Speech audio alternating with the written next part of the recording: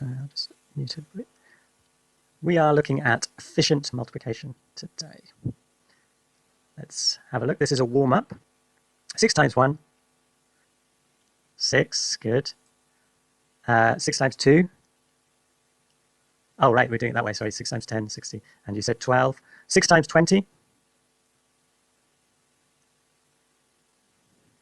Good. You can see here we have the 6 times 2.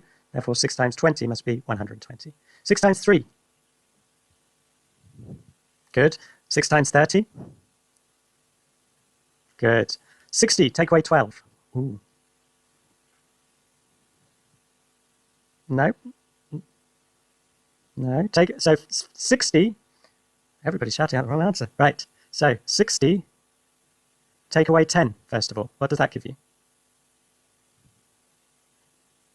So the answer is 48, right? So because 50 take away 2 equals 48. Yeah? 150 minus 10. 140, yeah? Double these numbers. 6.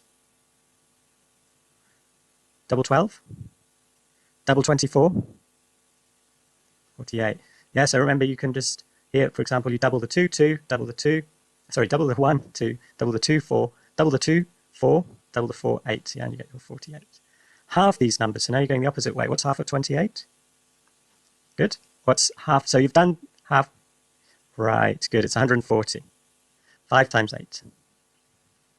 Okay, and that gives us 40. But because we've only done 5 times 8, we need to add another 8 to make it 6 times 8. So then we need to do 40 plus 8. 48. Instead, you could do 6 times 10. So you're changing the 8 to a 10. 6 times 10 equals 60. But that's too much because I partitioned 6 into 5 and 1. Let's see. There we go. So she got rid of these yellow counters and just did the multiplication 5 times 8.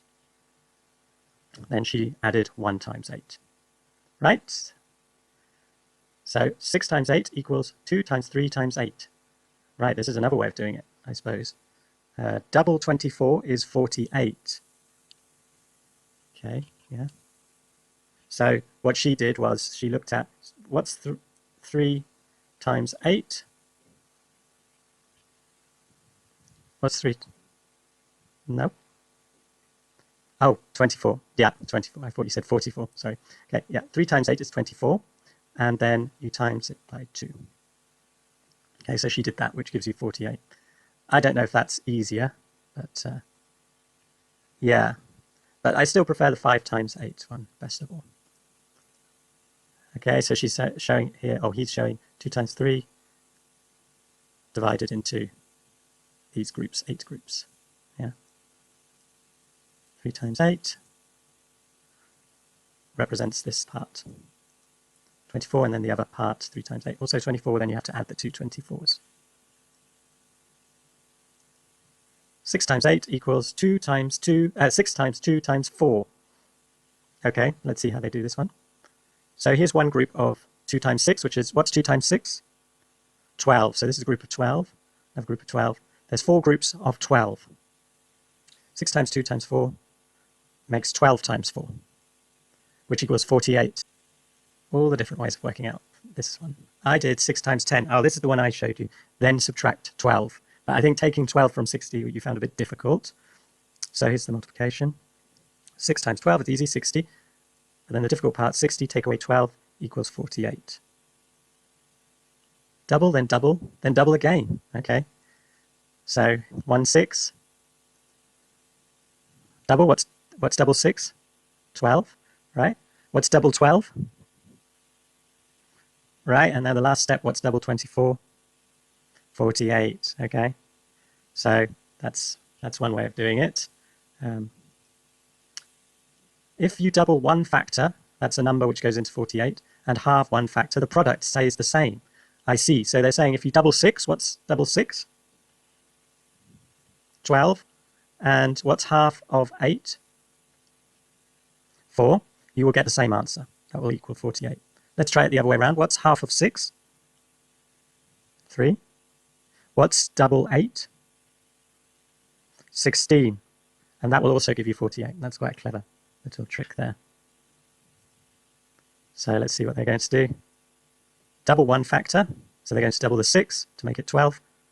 Halve the other factor, so they're going to halve the 8, making it 4. There we go, that's the top one. It's the same number of counters. You see, they haven't changed the number of counters. Product stays the same. 6 times 8. 12 times 4. 24 times 2. Ah, yeah, so you could, again, you could double the 12, which gives you 24, and then halve the 4, which gives you 2. Okay, 5 times 28. Now that's quite a tricky one. How can we make this a bit easier?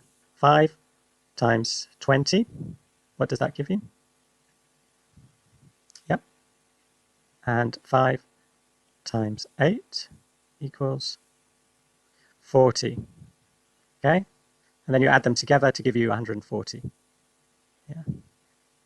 140. Okay. Are there any other methods you can think of? Well, remember what they said, you can if you double one number and halve the other one, then you get the same answer. So in other words, if you double 5, you get 10. And if you halve 28, what do you get? What's half of 28? 14. There we go. And our answer is 140. Do 5 times 30. What do you get? 5 times 30. What's 5 times 3? Yeah, so it's 15, but we need the 0, so it's 150, yeah? And then we have to minus, because we're doing 30 and not 28, we have to minus 5 times 2. What does that give us? 10. So we have to take away 10 from 150, yeah? It's 150 take away 10, well, 0, 0. What's 5 take away 1? 4, 1. Okay? So those are the different methods of working it out. So yes, this is the one that you mentioned. 5 times 20 and then 5 times 8. I think that might be the easiest way. It equals 100 plus 40. Now this way is 5 times 2 times 14. We did sort of look at this one in that we have 10 here. Yeah, we doubled this number and halved this number. Okay, which gives us 140. 5 times 28 is the same as 10 times 4. Okay, and then they have here, oh right, is this the next equation? 6, right. Let's try this one then. Yeah, using this one. They say double one factor and halve the other one. So which factor do you think we should halve and which factor do you think we should double?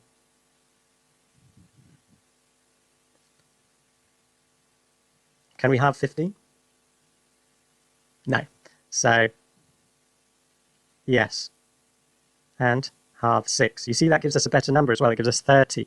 Anything with a 0 in the end is a bit easier to multiply, rather than 12 times, what would it be, 7.5. So what is 3 times 3? Good, and then we have our 0 here, which means we need our 0 there, which gives us 90. So that's quite an easy way of doing it. I say 2 times that and half 6, 3 times 30. Divide by 3 times by 3. Oh, well, you could do it like that. I don't know if that helps you that much. Then you have 2 times 45. Maybe some of you find that one easier. Right, I did 6 times 10, then subtracted 12.